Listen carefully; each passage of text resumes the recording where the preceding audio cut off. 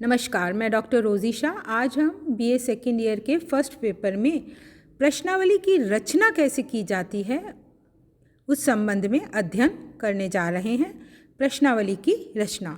प्रश्नावली द्वारा अनुसंधान की सफलता बहुत कुछ प्रश्नावली की रचना एवं निर्माण विधि पर निर्भर करती है, क्योंकि प्रश्नावली के प्रश्नों का उत्तर सूचनादाता बिना अनुसंधानकर्ता की सहायता के देता है, क्योंकि वह वहाँ पर उपस्थित नहीं होता है। इसलिए प्रश्नावली के निर्माण में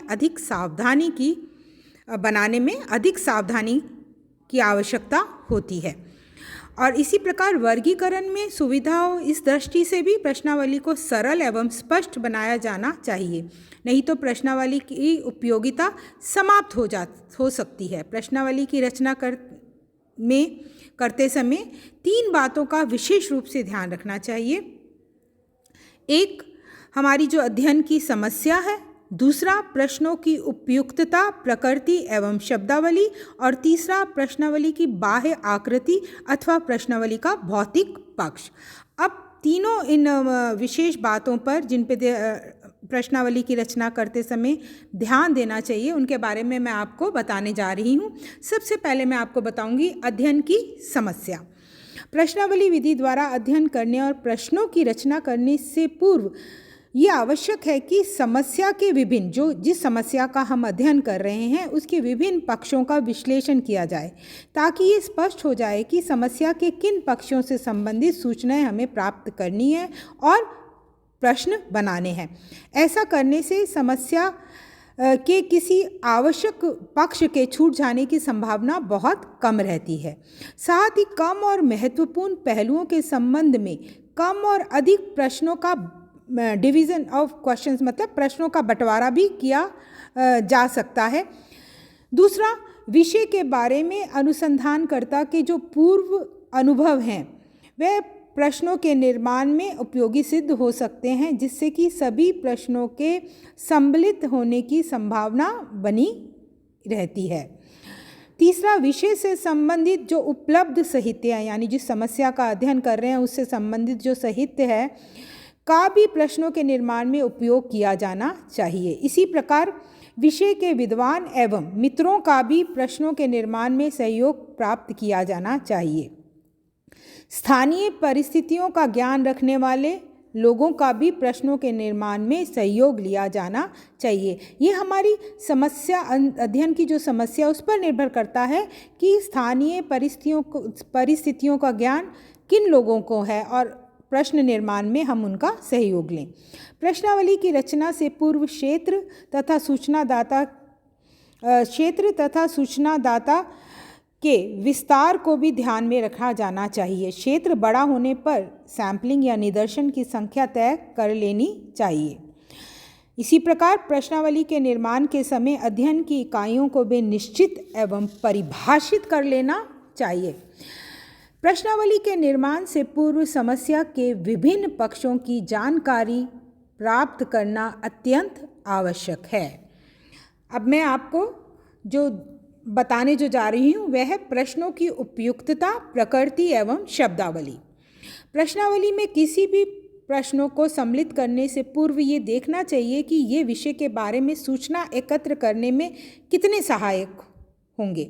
अनावश्यक प्रश्नों को सम्मिलित नहीं किया जाना चाहिए, क्योंकि इससे समय, धन और श्रम का दुरुपयोग होता है। प्रश्नों की आवश्यकता भाषा, प्रकृति, सरलता, स्पष्टता एवं क्रम आदि को भी प्रश्नावली के निर्माण के समय में ध्यान रखना चाहिए। प्रश्नों के निर्माण के समय जिन बातों का ध्यान रखना चाहिए वे इस प्रकार हैं, मैं आपको एक एक करके उन्हें बताऊंगी। सबसे पहले प्रश्नों की स्पष्टता एवं विशिष्टता। प्रश्नावली को उत्तरदाता को बिना किसी की सहायता के खुद भरना होता है, इसलिए प्रश्न स्पष्ट, सरल होने चाहिए। उत्तरदाता उसी अर्थ में समझे जिस अर्थ में वह प्रश्न पूछे गए हैं। प्रश्नों में विशिष्ट एवं विभागीय शब्दों का तथा उनके संक्षिप्त रूप का प्रयोग नहीं किया जाना चाहिए। इसी प्रकार अप्रचलित, भावात्मक, दोषपूर्ण, सापेक्षिक एवं बहुअर्थक शब्दों से बचना चाहिए। तकनीकी शब्दावलियों का प्रयोग भी नहीं किया जाना चाहिए। कहने का अर्थ है कि अस्पष्ट प्रश्न नहीं पूछे जाने चाहिए। प्रश्नों की सरलता। प्रश्नावली में सरल प्रश्नों को शामिल किया जाना चाहिए ताकि सामान्य बुद्धि वाला व्यक्ति भी उन्हें आसानी से समझकर उनके उत्तर दे सके, क्योंकि वहाँ पर जो अनुसंधान करता है उपस्थित नहीं होता है। इकाइयों की स्पष्ट परिभाषा। सही उत्तर प्राप्त करने के लिए इकाइयों को स्पष्ट रूप से परिभाषित कर देना चाहिए। ऐसा ना हो कि प्रत्येक उत्तरदाता इनका भिन्न भिन्न अर्थ लगा ले और उनके उत्तर भी अलग अलग फिर हो सकते हैं। सही सूचना प्राप्त करने योग्य प्रश्न। उत्तम प्रश्न वह होते हैं जो सही एवं स्पष्ट सूचना प्राप्त करने में सहायक होते हैं। प्रश्न ऐसे हों जिनसे कि व्यक्ति की सही स्थिति छिपी ना रह सके। मतलब प्रश्न जो है सही सूचना प्राप्त करने योग्य होने चाहिए। संक्षिप्त एवं श्रेणीबद्ध उत्तर। प्रश्नावली में प्रश्न इस प्रकार के हों कि जिनका उत्तर संक्षिप्त श्रेणीबद्ध रूप से प्राप्त किया जा सके, क्योंकि अगर ऐसा नहीं होगा तो प्रश्नों के जो उत्तर हैं वह अस्पष्ट हो जाएंगे और प्रश्नावली उपयोगी नहीं रहेगी। कम प्रश्न। प्रश्नावली में प्रश्नों की संख्या बहुत अधिक नहीं होनी चाहिए। अधिक प्रश्नों वाली प्रश्नावलियों के भरकर लौट आने की संभावना बहुत कम होती है, क्योंकि उन्हें भरने में उत्तरदाता का समय भी बहुत लगता है और वह ऊब भी जाता है। लंबी प्रश्नावली में समय, धन और समय अधिक खर्च होता है, इसलिए प्रश्नावली में केवल आवश्यक प्रश्न ही सम्मिलित किए जाने चाहिए।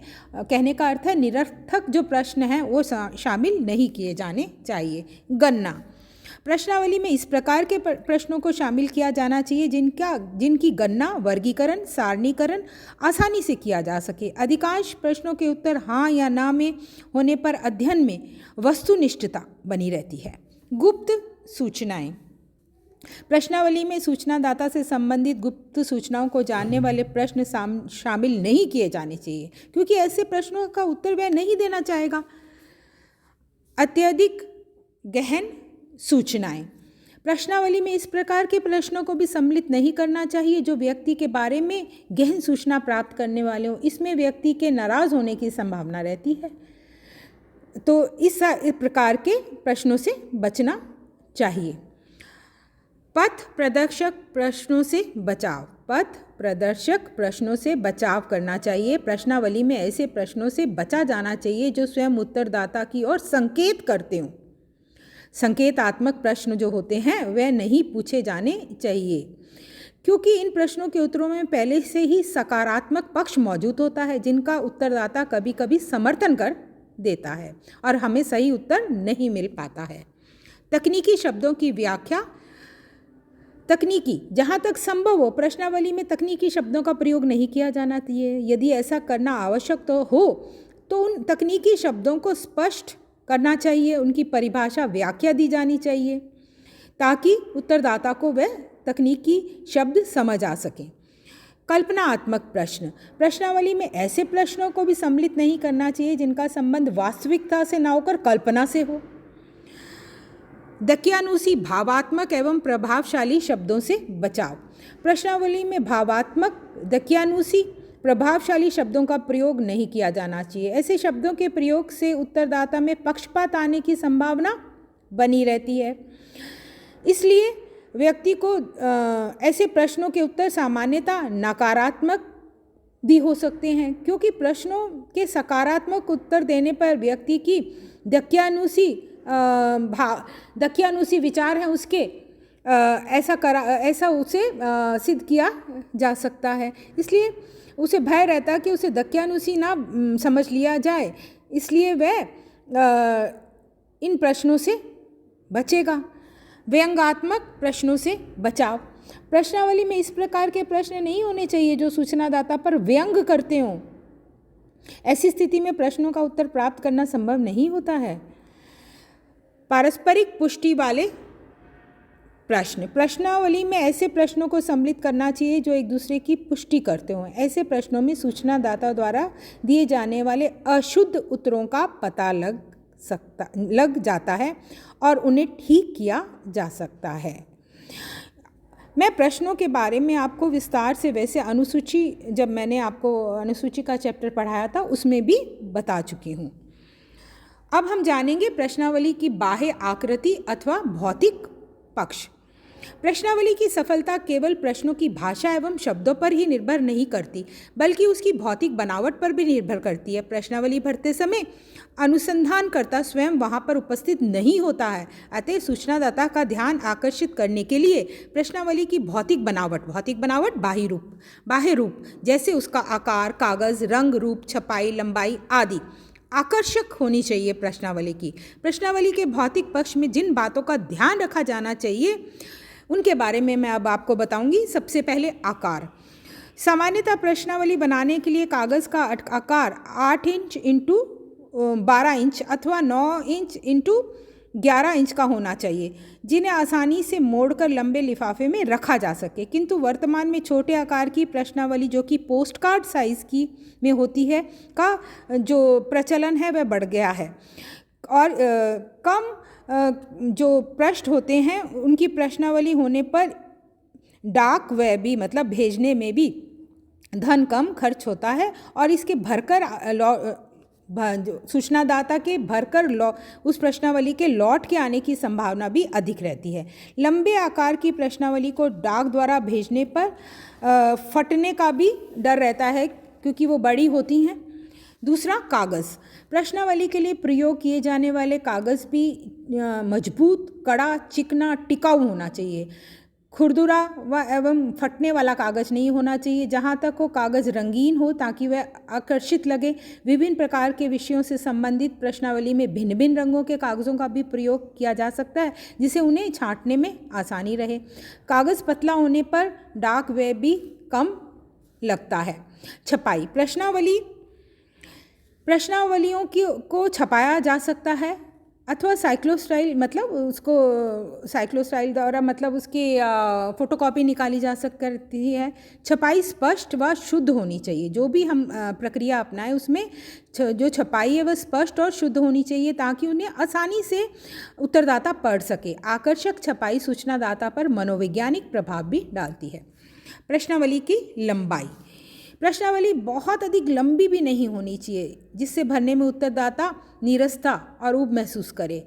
आधे घंटे में भरे जाने वाली प्रश्नावली उपयुक्त मानी जाती है। हाशिया एवं जगह छोड़ना। प्रश्नावली का निर्माण करते समय बाईं और दाईं ओर हाशिया छोड़ना चाहिए। इससे प्रश्नावली आकर्षक बन जाती है और आवश्यकता पड़ने पर हाशिए में कोई टिप्पणी यदि लिखनी होती है तो उसे भी अंकित किया जा सकता है। इसमें कागज़ को पंच कर फाइल करने की भी सुविधा होती है। प्रश्नावली को छपाते समय अक्षरों तथा प्रश्नों के बीच पर्याप्त जगह छोड़नी चाहिए। प्रसंगों की व्यवस्था। एक विषय से संबंधित सभी प्रश्नों को एक साथ क्रम में लिखा जाना चाहिए। यदि प्रश्नों की संख्या अधिक है तो उन्हें व्यवस्थित करके विभिन्न समूहों में बांट देना चाहिए और प्रश्नावली में शीर्षक, उपशीर्षक, कॉलम, सारणियाँ आदि सही क्रम में छपे होने चाहिए जिससे उनका संपादन ठीक प्रकार से किया जा सके। प्रश्नावली की पूर्व जांच। प्रश्नावली का निर्माण करने के बाद उसका वास्तविक रूप में प्रयोग करने और डाक द्वारा सूचनादाताओं के पास भेजने से पूर्व एक छोटे से निदर्शन क्षेत्र में उसकी जांच कर लेनी चाहिए ताकि प्रश्नावली में यदि किसी प्रकार की कोई कमियां हैं, त्रुटियां हैं, उन्हें सुधारा जा सके। प्रश्नावली के निर्माण में चाहे कितनी भी सावधानी रखी गई हो, चाहे कितना भी अनुभवी व्यक्ति द्वारा वह बनाई गई हो, फिर भी उसमें कुछ कमियां रहने की संभावना बनी रहती है। आवश्यक है कि प्रश्नावली की पूर्व जांच कर ली जाए। इससे हमें ज्ञात हो सके कि उत्तरदाता प्रश्नों को सही उत्तर में समझ सके हैं या नहीं, वह उनका क्या अर्थ लगाते हैं, प्रश्नावली की लंबाई, विषय वस्तु, भाषा शैली में किस प्रकार का संशोधन आवश्यक है आदि। कई बार प्रश्नावली के वितरण के बाद में उनकी त्रुटियों का पता लगता है। अतः ये ज़रूरी है कि प्रश्नावली की पूर्व जांच कर ली जाए। Thank you.